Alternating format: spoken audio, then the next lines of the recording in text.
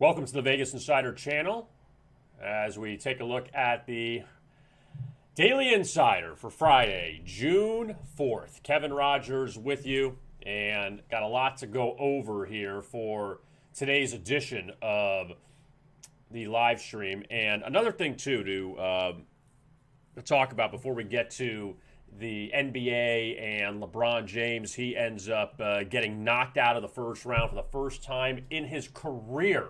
We're going to get to that, as well as the baseball in the NHL. But first, I want to remind you about the Daily Insider contest, which we have every day from Monday through Friday. And it's very easy to enter.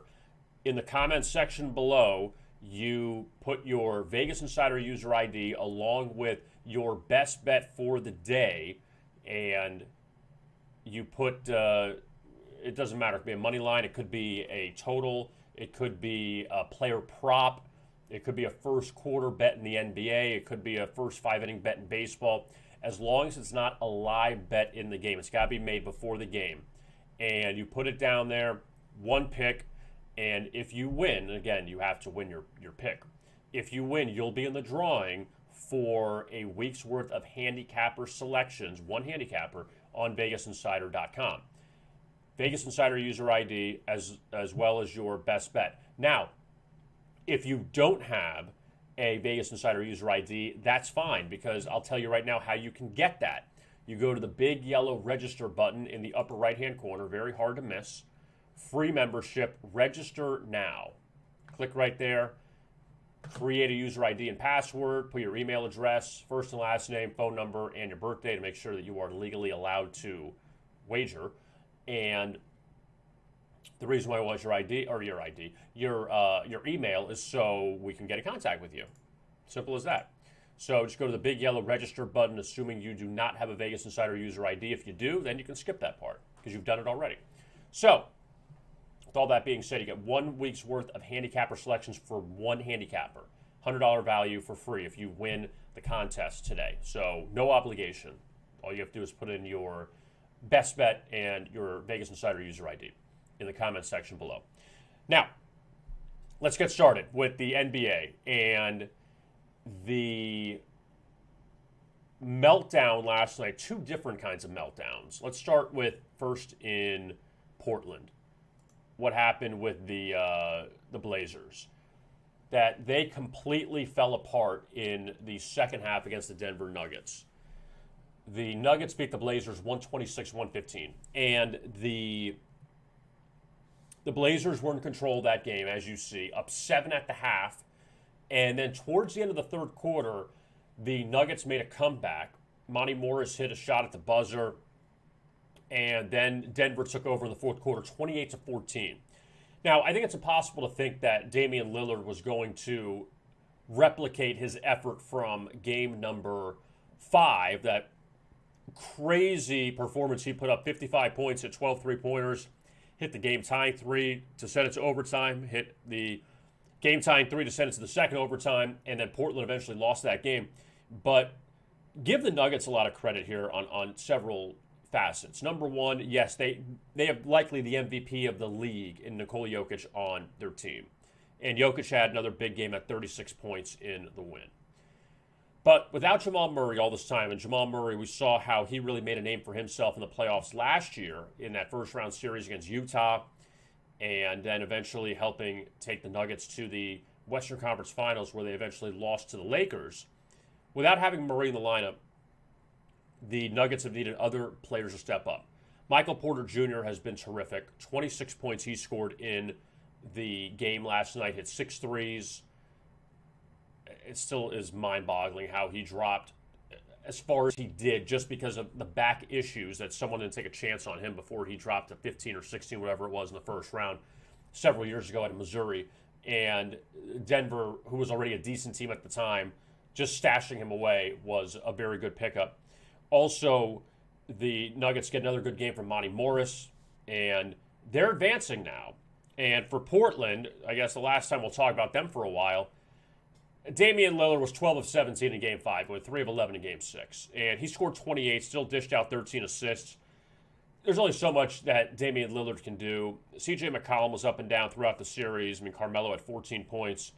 But the Blazers are still a pretty good team. They're just not at that elite level in the Western Conference. And that game easily goes over the total of 228.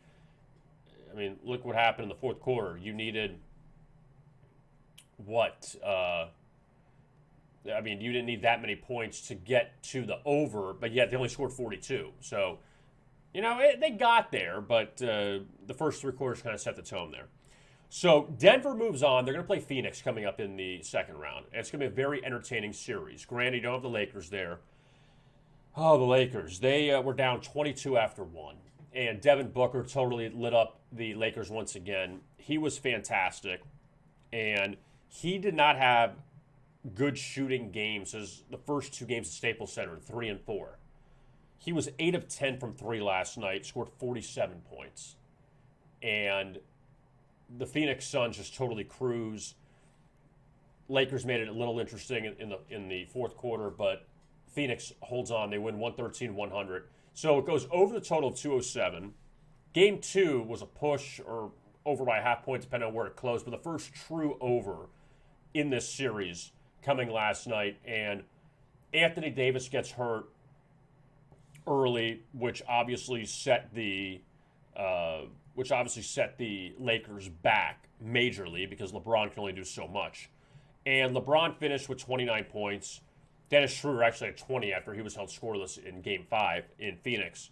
But in the end, none of it mattered for the LA Lakers. And, the talk about 3 of the 4 teams that made the conference finals last year in the bubble are knocked out in the first round. Boston, Miami, and the Lakers now. And the only team to advance was Denver. Denver and Milwaukee are the only 2 teams so far that made it to the second round last year that are still alive right now in the second round. The Clippers are on the verge of elimination. We'll talk about them in a second. But the turnover is ridiculous, what we've seen in this year's playoffs compared to last year. And obviously, LeBron can only do so much without another superstar next to him. And Anthony Davis was healthy when the Lakers were up 2-1. And then he gets hurt in Game 4 and everything goes downhill for LA. But the point is that everyone's talking about the bubble and, were the Lakers a bubble fraud? The point is that them and the Heat were the last teams to play, and then they had the quick turnaround, and LeBron got hurt, Anthony Davis got hurt. They didn't underachieve the Lakers. They weren't healthy. That you look at teams like Nikola Jokic is healthy for Denver. That's helping the Nuggets out. Devin Booker missed some games earlier in the season. He's healthy. Donovan Mitchell missed 17, 18 games with that ankle injury, but he's healthy now. So the Jazz are obviously doing much better with him in the lineup. They won all 4 games against Memphis with him in the lineup, and they lost the lone game without him in Game 1. But the 76ers moving forward, if Joel Embiid is not 100%, that's going to hurt them. So the Lakers just were not healthy, and it's not an excuse, it's a reason. And they ran into a really good Phoenix team who had the second best record in the West. If the Lakers would have been healthier, yeah, they would have been higher, obviously. But fact of the matter is, they were beat up. LeBron's probably worn down. But I still give credit to Phoenix. I don't want to take away from them. But you can still give credit to Phoenix and say, well, the Lakers didn't have it going the way they did in years past. And that happens. So now you have Phoenix-Denver, which is going to be a really good series. And that starts Monday in Phoenix. And we're waiting on the second series in the Western Conference semifinals because you're going to get either Dallas or the Clippers facing Utah. Utah's waiting in the wings now. And the Clippers, they get Dallas tonight. Game 6, American Airlines Center. So far, it's been a road series between these 2 teams. Dallas won the first 2 in LA. Clippers won the next 2 in Dallas. Luka helped the Mavs win Game 5 at Staples Center, and now they go back to Dallas for Game 6 tonight. The 2 games in Dallas, LA won both those by double digits. And Luka was tremendous in game number 5. He had 42 points, They said that he was involved in over 80% of the points for Dallas, either scoring or assisting. And look, Luka's one of the best players in the game. The Clippers, though, Kawhi didn't shoot well in game number 5. And not that you need a huge effort from Kawhi and Paul George tonight. All 5 Clippers starters scored in double figures in game 5, which is interesting. They couldn't overcome Luka. But now the Clippers go on the road where they're a short favorite. It's manageable tonight, laying 3. It was 2.5, now it's up to 3. And if they can find a way to get through this, then they'll go back to LA for game number 7 coming up on Sunday. Now, I'm assuming if Dallas wins tonight, then game 1 between Dallas and Utah would likely be Sunday. But they have not been, or those details have not been released yet. Because if Atlanta-Philadelphia as the early afternoon game Sunday, and then you're going to have something else got to have behind it. But the Clippers, though, we've seen the under now hit. We saw it hit in game 5 after the high-scoring games, a few high-scoring games start the series. And it's not crazy to think that the Clippers right now can come back and win the series.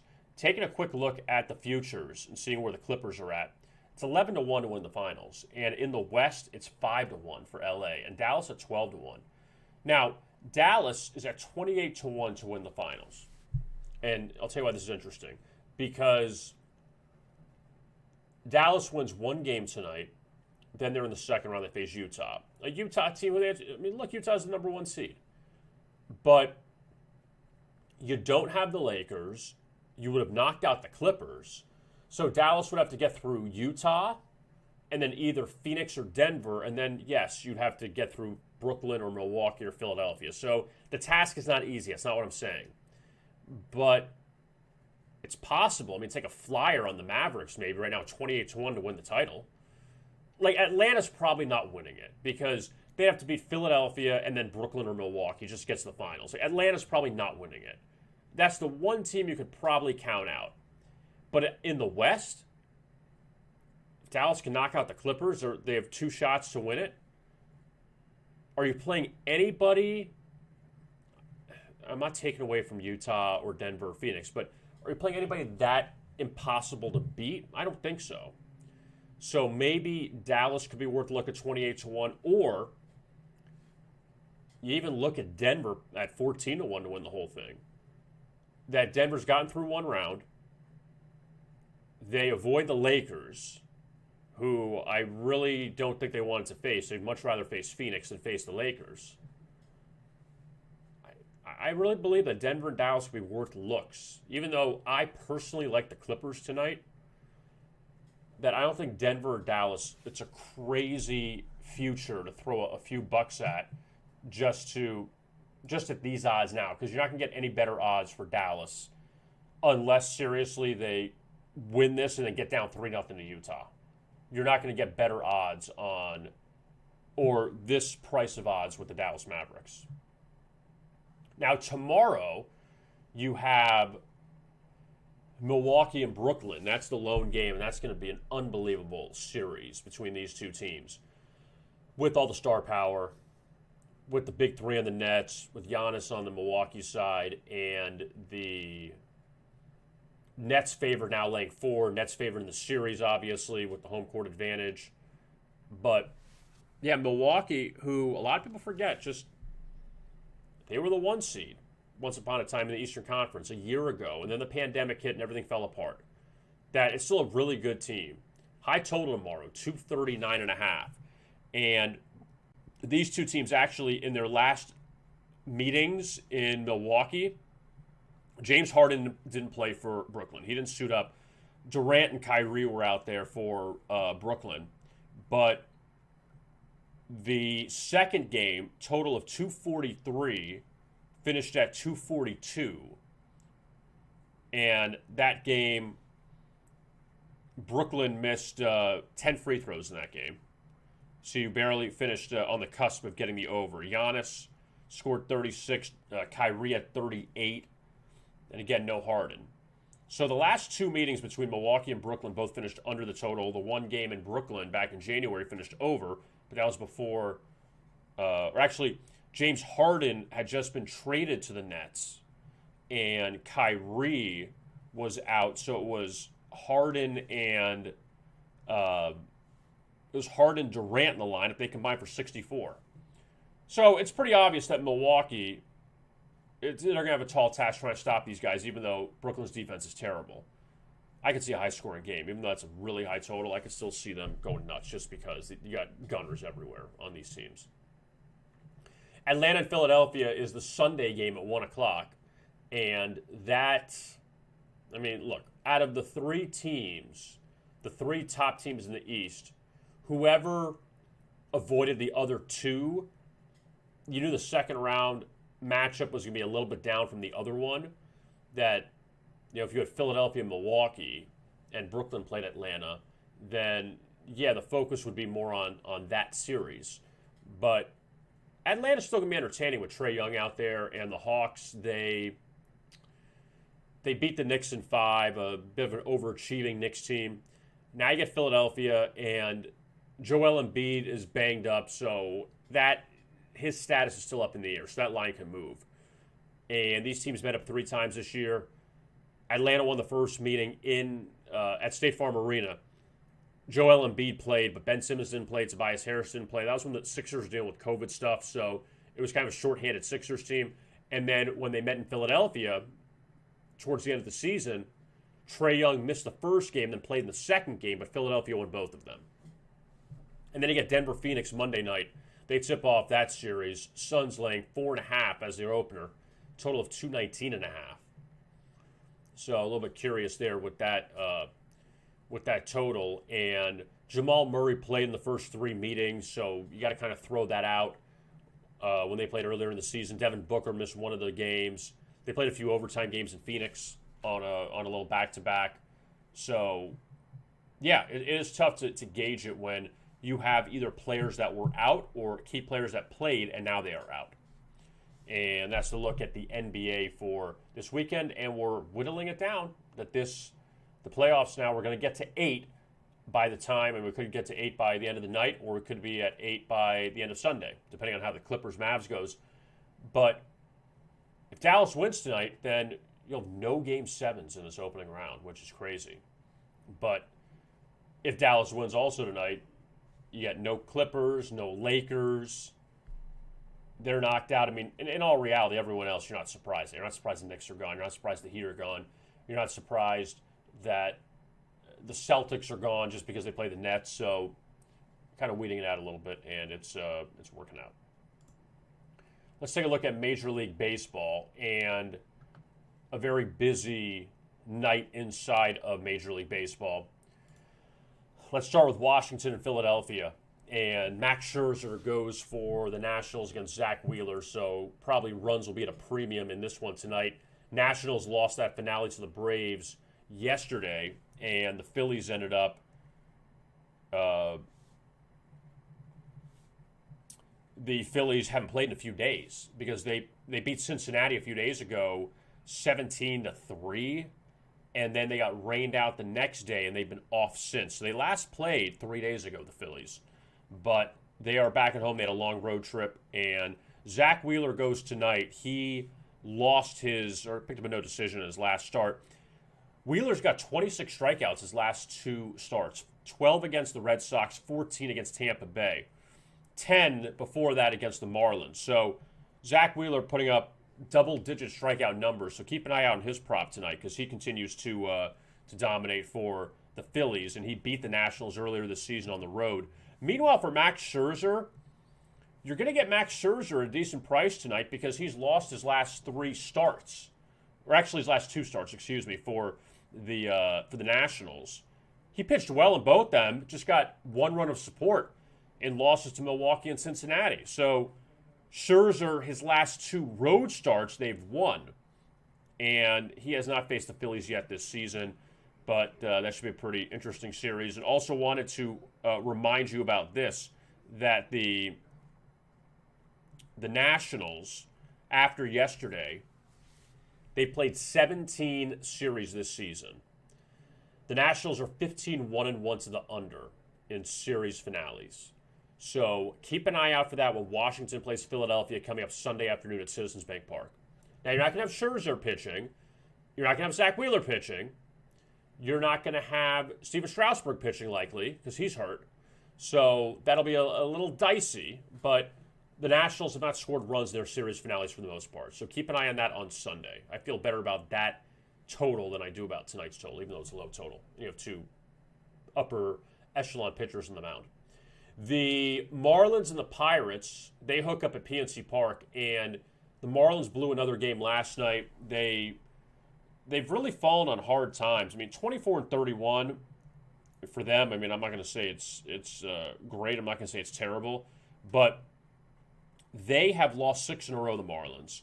Last 2 games fell apart late. They've allowed 5 runs or more in 4 of the last 5 games. And they've lost every game so far on their current road trip, which started in Boston, then went to Buffalo to play the Blue Jays, and then now in Pittsburgh. And the last time they won a road game was at the end of May, or mid-May, against the Phillies. But the Marlins have kind of fallen apart. The Pirates, they've won 3 or 4 at home, so we'll break them up a little bit. But Mitch Keller goes for Pittsburgh. He's been very inconsistent this season. He's coming off a good start his last time out against the Rockies, but then what I've noticed with Mitch Keller's numbers is after a good start, he regresses his next start. So maybe look for a Marlins team total, go over, even though the Marlins offense has struggled. The Marlins can score 4 runs or so tonight. It's possible. But, the Marlins have really gone backwards of late. You have an NLCS rematch in Atlanta between the Dodgers and the Braves. These teams, remember, didn't play at each other's park last year. Every game was in Arlington, Texas during the NLCS due to the pandemic. So the Dodgers playing in Atlanta for the first time since 2019. And Atlanta, as a home dog, you don't see that often. And also Ian Anderson, you don't see as an underdog that often. So pretty interesting there. Julio Urias on the mound for LA, and Ian Anderson goes for Atlanta. And the Dodgers, they had that crazy first inning a few nights ago against St. Louis when they scored 11 runs in the first. But the Dodgers have struggled, though, of late. You know, the Dodgers, they've had so many ups and downs this season, in spite of them still being the World Series champions and still they'll be in the playoffs. You know, San Francisco's played well, San Diego's played well in the West. But the Dodgers just closed out a homestand where they went 3-4. Very unimpressive against the Giants and against the Cardinals. They took 2 of 3 from the Cardinals. But the Braves, though, they haven't been impressive either. That the Braves have lost 4 of 6. So both these teams kind of struggling a little bit. Ian Anderson was racked in his last start against the Mets. Allowed 4 runs in 4 innings in a 13-2 defeat to New York. And he was a heavy road favorite in that one. Anderson, so far on the season, he has pitched well at home. His last home start, in fact, was a 20-1 pounding of the Pirates. And for Anderson, 5-0 the Braves are in his 5 home starts. So now you're getting him as an underdog here. And last year in the NLCS, the Braves split a pair of starts that he made against the Dodgers. Went 4 innings in one of the starts in an 8-7 win, allowed a hit, but then lost 4-3 in the second one. Lasted just 3 innings and allowed 2 earned runs. So, and in that game they blew a 2-0 lead as well, the Braves. So Anderson has not lost at home yet this year. Both these teams not playing their best, but it still will be a very entertaining series. Arizona and Milwaukee at American Family Field. Arizona lost last night, and they hung around for a little bit, but the Brewers ended up pulling away to beat the Diamondbacks. And again, the top of that NL Central is still pretty competitive with the Cubs, with the Brewers, with the Cardinals, and Cincinnati's kind of lingering. But 7-4, Milwaukee beat Arizona last night. Brewers have won now 6 of 7, and the only loss came to Detroit. But they've played well of late. Arizona's been a complete disaster. But Matt Peacock goes for the Diamondbacks. He's coming off 2 pretty good starts, so we'll see if that continues. And Freddie Peralta, who's been kind of forgotten in that Milwaukee rotation when you talk about Brandon Woodruff and Corbin Burnes for as well as both them have pitched. I mean, Woodruff is in the Cy Young conversation as well as Burnes. But Freddie Peralta's put up good numbers as well. And he's coming off a really good performance at Washington his last time out. He's 5-1. His ERA is at 2.38. So Milwaukee is really, even though Lorenzo Cain is hurt now, Yelich is back in the lineup. He had a home run last night. But even though the Brewers aren't thought of to have a great lineup necessarily, they've really built out their rotation. And there's some weak links in it, but the top of it is pretty strong. The Cardinals and the Reds, they are meeting up in St. Louis tonight. They continue their series. Cincinnati beat St. Louis last night. Cardinals got 2 early runs and then couldn't do anything else the rest of the game. And I had told you about Vladimir Gutierrez yesterday. He's pitched well so far in 2 starts since entering the Reds rotation. Went 5 innings, allowed 2 runs, 2 early runs, and that was it. 3 hits. And the Reds won 4-2. Got some revenge for that series sweep at the hands of the Cardinals back in April. And the Reds, they've won 3 or 4. St. Louis has lost 4 or 5. But the mummified remains of Luis Castillo heads out to the mound tonight for Cincinnati. And this was a guy that was an all-star pitcher a few years ago. I don't know what's happened. He's 1-8 this season. He hasn't, forget about him winning a start. The last time, it's the same thing, but regardless. The last time the Reds won a start made by Luis Castillo came April 7th against Pittsburgh. 2 months ago was the last time the Reds won a start made by Castillo. So it's 9, right? 2, 4, 6, 8, 9 starts Castillo's made since then, and the Reds are 0-9. And it's not like he's losing pitchers' duels. Listen to some of these scores of the games that the Reds lost. 10-2, 9-4, 4-2, 13-8, 9-2. Those are just the last 5. He's just getting knocked around. He did have an 11 strikeout game inexplicably against San Francisco, but he just hasn't pitched well for the Reds this whole season. On the other side for St. Louis, Hwang Young Kim, who in 3 starts against Cincinnati has allowed 1 earned run. He's been dynamic against the Reds since last season. And it's not going back 5 years, it's just since last season. He's pitched really well against the Reds. He's 0-3 his last 3 starts, all on the road. At home, he's been really good. So we'll see what Kim does against the Reds tonight. And look, we'll see if it all keeps up. If Kim continues to pitch well against Cincinnati, and see if Castillo continues to stink it up, which he's pretty much done this whole season. The Mets and the Padres, the final game tonight in the National League, and Blake Snell's got really good numbers at home this season. Seen a lot of unders hit this season at home. He's off 2 bad starts.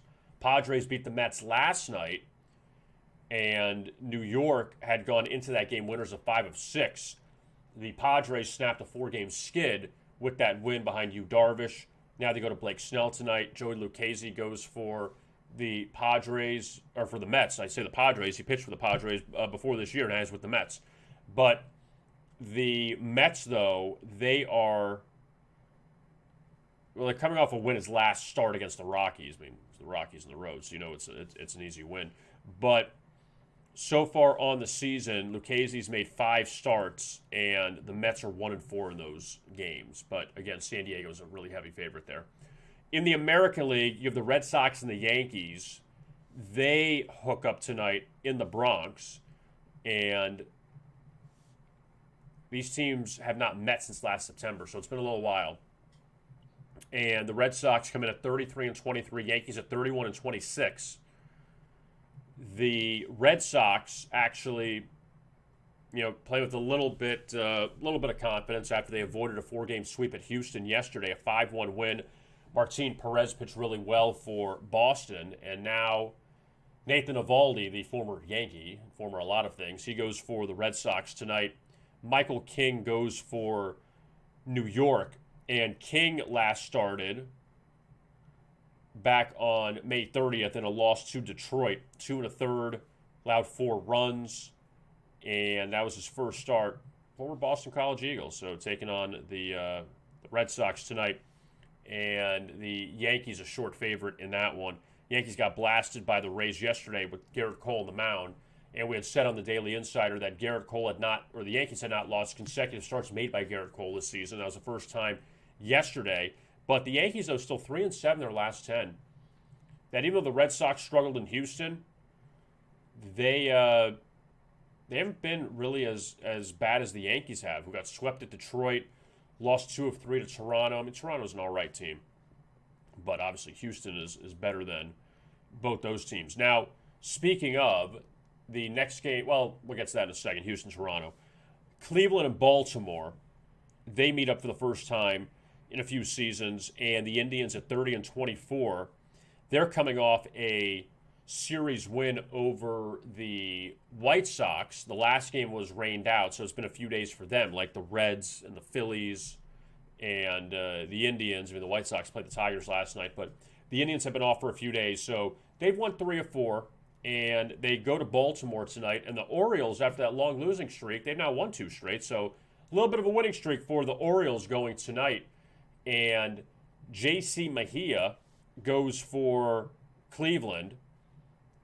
Giancarlos Mejia, we'll call him by his formal name. Keegan Aiken goes for the Orioles.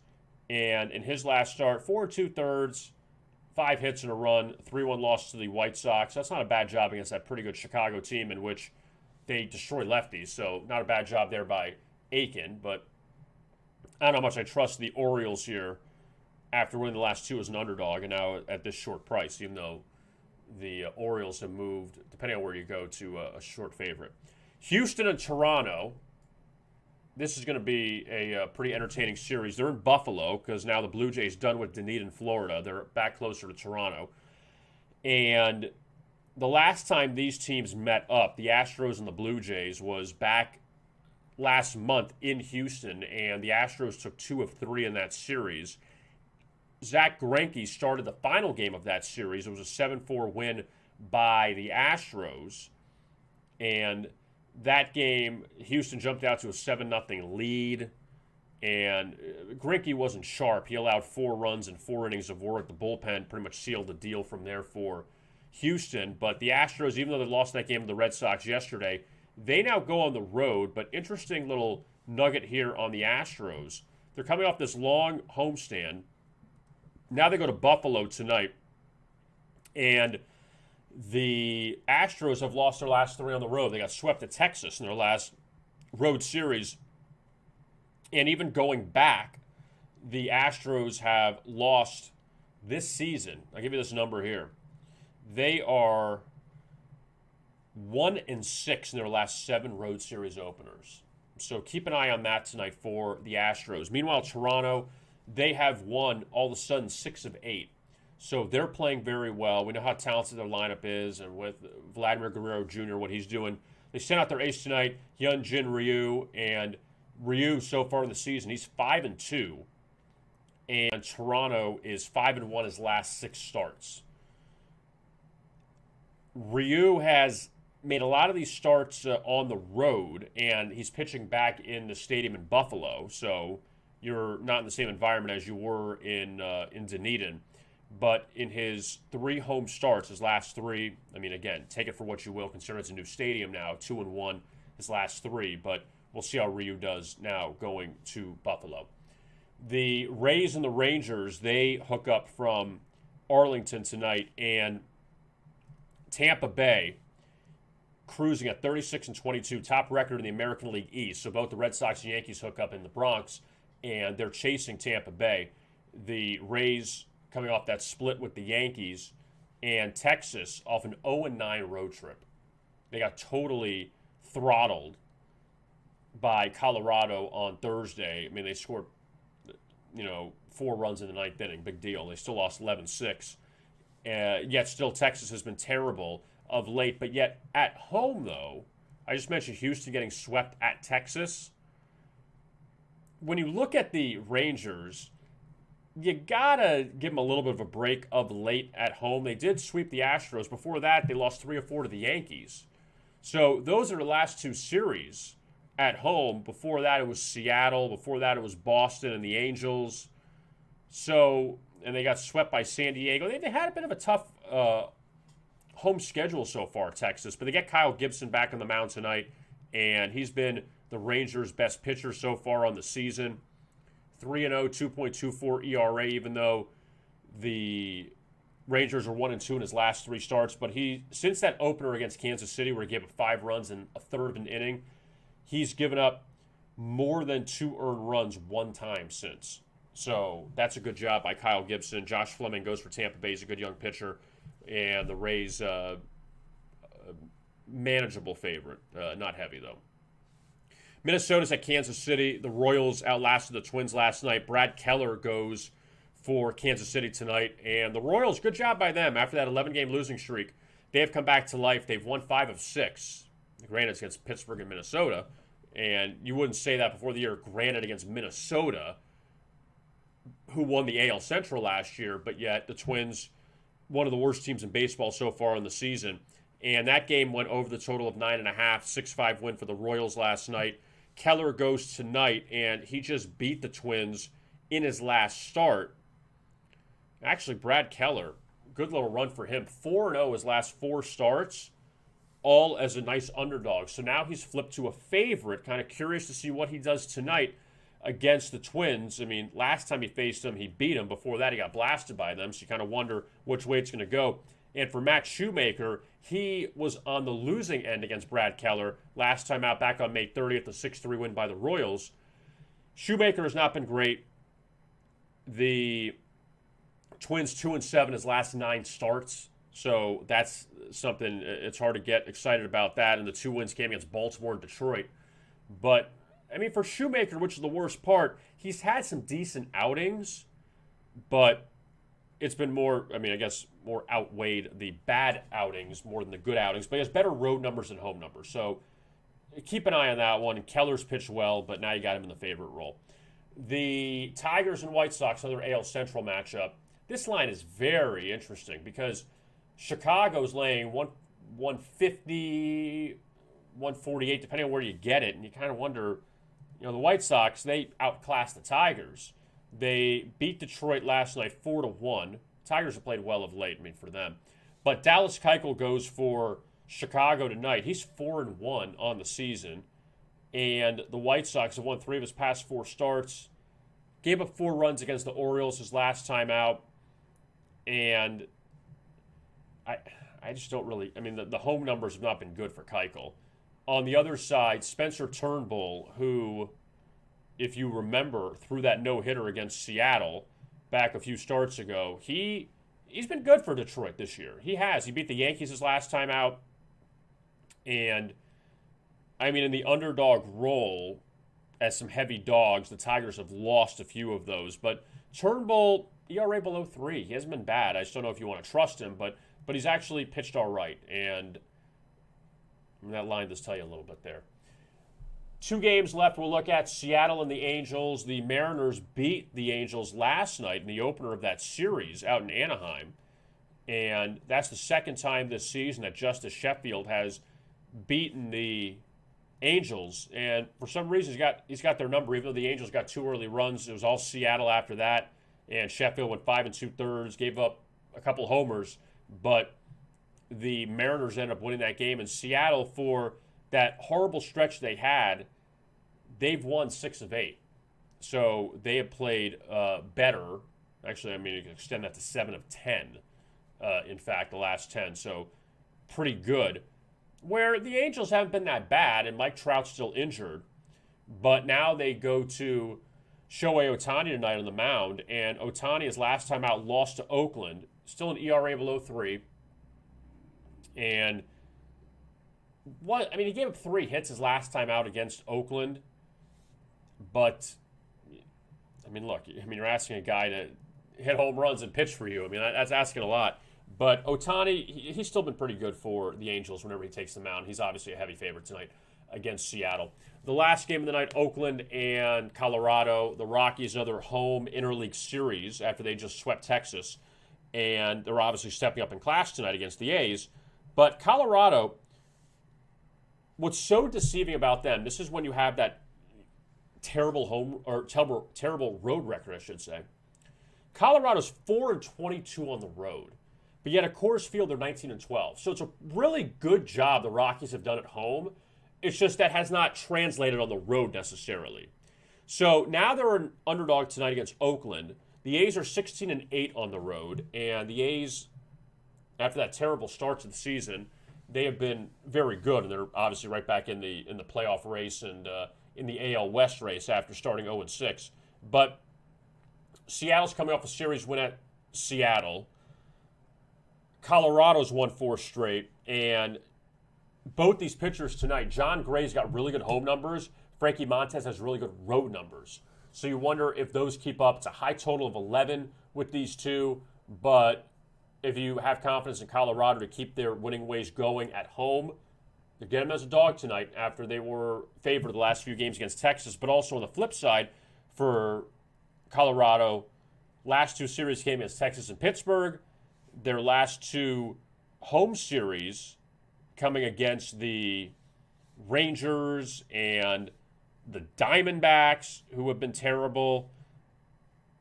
Cincinnati, who's been up and down. They lost 2 of 3 to San Diego. So, again, I don't want to play the game of, well, look who you play, this why your record is what it is. But for teams like that, for Colorado, who right now, is in 4th place of the NL West because Arizona's been so horrible. But the Rockies have played better. And it's a 3-horse race in the National League West. I think we all know that. Giants, Padres, and Dodgers separated by 2 games. And then all the way down is Colorado, and then behind them is Arizona. And Arizona right now, they are the worst team in the National League. But that's what happens when you get like 12-game losing streaks. It kind of catches up to you fast. So that's a look at Major League Baseball for tonight. And it should be a pretty fun weekend. In the NHL, last night you had 2 games, and both of them go to overtime. Road teams win both of them. Boston beats the Islanders 2-1. So you finally get an under in that series after the first 2 games were high scoring. And I even said it yesterday. I said you have a 5 total after you had the crazy game 2. But 1-1 going to overtime. You know it's going to finish 2-1, so you got a winner already. And the Bruins up 2-1 in that series. Another overtime win for them. Carolina down 2-0 to Tampa. They go on the road, reminiscent of what the Panthers did in the first round. They were down 2-0 to Tampa after the first 2 games at home. They won in overtime in Game 3. Now, granted, the Lightning ended up winning the series, but the Hurricanes, they pick up a big win. So now they avoid the 3-0 hole. And Carolina cashes a plus 130 underdog. So they're back in the series now with Tampa Bay, and Carolina has home ice in the series. Now, Tampa Bay wins Game 4. Carolina's got to win the next 3, but if Carolina can tie this thing up at 2-2, you get 2 of the next 3 in Raleigh. But Carolina, though, big win for them. I will a season-saving win. That they lose that, you're down 3-0. You're in big trouble. The games tonight, you go back to Colorado, Vegas, Montreal, Winnipeg, and we'll start with the Jets and the Canadiens. The Habs won the first game of that series. You had the ugly ending there with the Mark Scheifele hit. He's suspended 4 games now for Winnipeg, so obviously a big, sorry for the pun, hit for Winnipeg with him being out of the lineup. But Montreal, they have the momentum. Didn't think they would get up for Game 1 after knocking out Toronto, their rival, but the Canadiens now have won 4 straight games. So they are playing with a ton of momentum. Winnipeg, after they knocked out Edmonton, some rest. Maybe they weren't ready, and now you're down one of your top players. So be interesting to see how that one unfolds. Colorado goes to Vegas after the Avalanche won Game 2 in overtime. So now the venue's shifting to T-Mobile Arena. And the Golden Knights, obviously in desperate need of a victory, that if they fall down 3-0, they're done with probably. But Colorado's 6-0 in the playoffs. And the way things are going, because of the seedings and the reseedings in the next round, we already pretty much know who's going where. Montreal, they end up winning. They're going to play probably Colorado, and Colorado may wipe them up. if Colorado's destroying Vegas, what are they going to do to Montreal? But the Avalanche, though, looking for the 3-0 series lead. Montreal trying to go up 2-0 before going back to the Bell Center. So keep an eye on those games. Tomorrow, you have Carolina, Tampa Bay continuing with the Lightning up 2-1. Bruins go for the 3-1 series lead over the Islanders. That's the Saturday night game. And again, we're whittling this whole thing down, and the field whittling down as we speak. So that's a good thing. And want to remind you before we exit for the weekend, because we get the weekends off here, which is good, that you can purchase picks from our handicappers, our stable of handicappers at VegasInsider.com. Go to this may not be a lot because you have one game in the NBA, so maybe not the best example. I'll go to Major League Baseball. Go to the buy picks page. You can still buy the picks for NBA. I'm just saying you'll have one game tonight to choose from, where Major League Baseball, you have everybody playing. So Major League Baseball, buy picks page, $29.95 per handicapper, and you can pick whichever handicapper you want for $29.95, get all their picks for the night.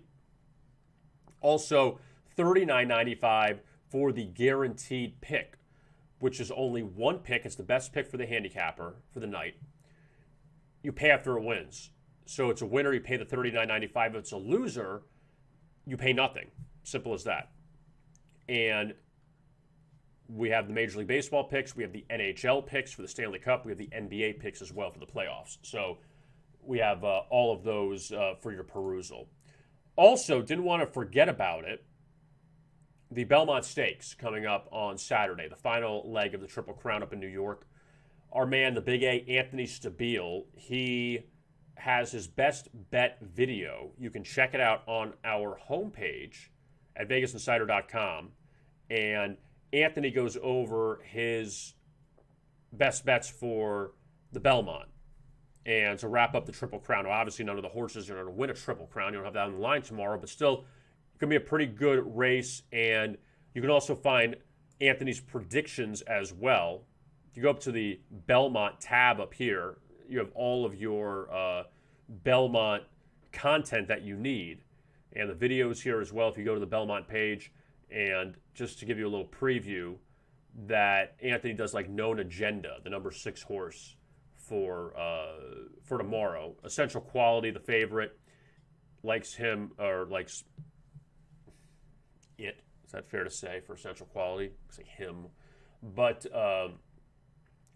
Essential Quality around 2-1 going into today, and we'll see how those odds change going up tomorrow.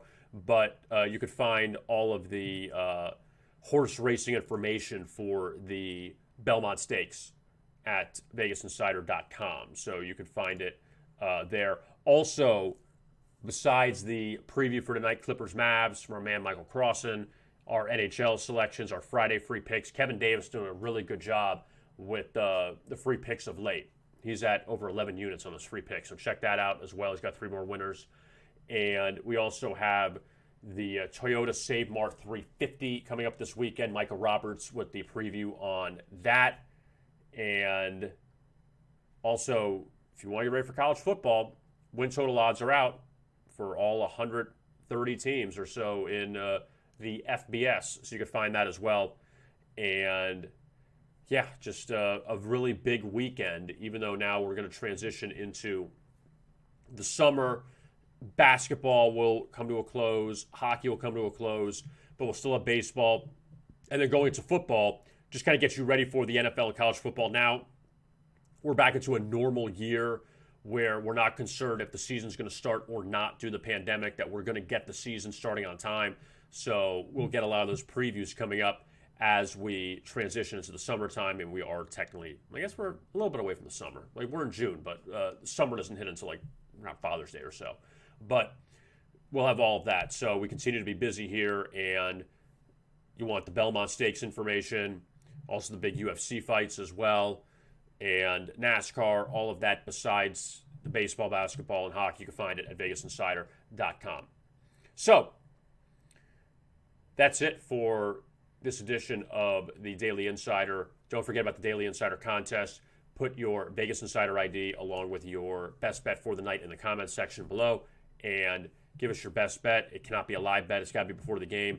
Could be a side, total, player prop bet, first inning, first period, first 5-inning play, team total. It could be any of those choices as long as before the game you'll be in the running for a week's worth of handicapper picks from one handicapper at VegasInsider.com. Give us your information.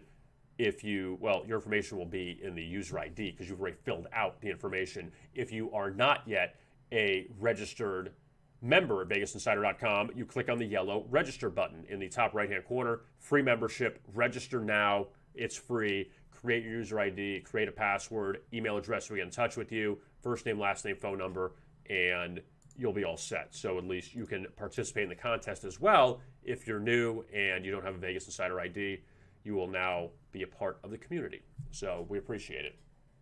With all that being said, I am Kevin Rogers, and I appreciate you watching this edition of the Daily Insider. We'll be back with you coming up on Monday for a big review of the weekend, and then looking ahead to the action coming up for next week. So we'll have the NBA playoffs, at least the last semifinal we'll know of by at least at the latest. Well, actually at the latest on Sunday evening, assuming the Mavs and Clippers if they go to a Game 7. So we're looking forward to that. I am Kevin Rogers. Thank you so much for watching, and as always, best of luck with your bets.